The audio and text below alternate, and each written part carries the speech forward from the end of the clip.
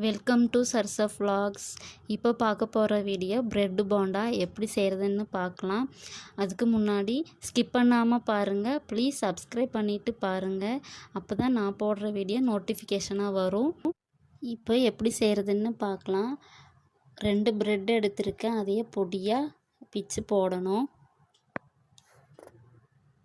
Medium size பெரிய வெங்காயம் பொடியாக கட் பண்ணது போடணும். பொடியாக கட் பண்ண கருவேப்பிலை, ஒரு மீடியம் சைஸு பச்சை மிளகு 1 பொடியாக கட் பண்ணது அதையும் போடணும். 1 கப்பு கடலை மாவு போடணும். பெருங்காயத்தூள் 1/4 டீஸ்பூன் போடணும். மிளகாய்த்தூள் 1 டீஸ்பூன் போடணும்.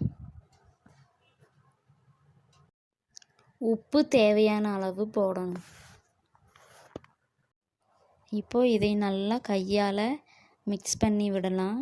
மிக்ஸ் பண்ணி விட்டுட்டு கொஞ்சம் கொஞ்சமாக தண்ணி தெளித்து நல்லா பிசைஞ்சு எடுத்துக்கலாம்.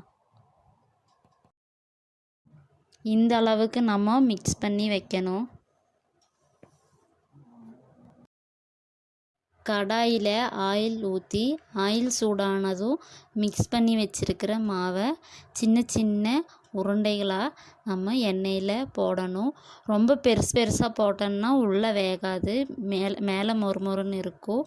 சின்ன சின்னதாக போடலாம். ஒரு சைடு நல்லா செவந்துருச்சு. இப்போ இதை எல்லாமே திருப்பி போட்டுக்கலாம். திருப்பி போட்டு 2 சைடு திருப்பி போட்டு நல்லா செவக்க வச்சு எடுத்துக்கலாம். 2 சைடும் நல்லா செவந்து வந்துருச்சு. இப்போ இதை எண்ணெயிலிருந்து எடுத்துக்கலாம். பிரெட் போண்டா ரெடி ஆயிருச்சு. இதே மாதிரி நீங்களும் உங்கள் வீட்டில் ட்ரை பண்ணுங்கள்.